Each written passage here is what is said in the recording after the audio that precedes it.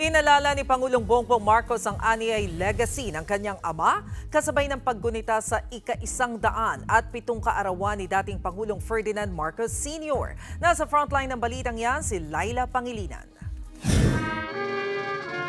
Bilang paggunita sa ika-107 kaarawan ni dating Pangulong Ferdinand Marcos Sr., nagtungo ang First Family sa kanilang home province na Ilocos Norte.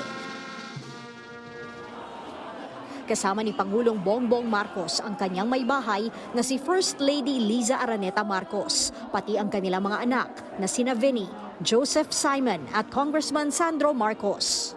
Hindi naman nakapunta ang dating unang ginang na si Imelda Marcos. Walang binanggit na dahilan ng palasyo nang hindi niya pagdalo.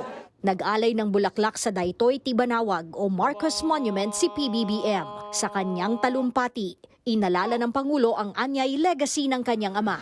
He was an Ilocano first, but his whole life was dedicated to the Filipino. What is the essence of service that my father taught me?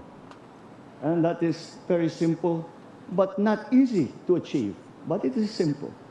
Be a Filipino, serve the Filipino, protect Filipinos and the Philippines. Ipagpapatuloy daw ni PBBM ang nasimula ng kanyang ama na tinawag niyang The Great Ilocano. Nakaukit sa kasaysayan ng bansa si Ferdinand Marcos Sr. na nagdeklara ng batas militar noong September 23, 1972. Sa opisyal na tala ng Amnesty International, libo-libo ang inaresto at tinorture habang nasa 3,000 ang pinatay noong martial law.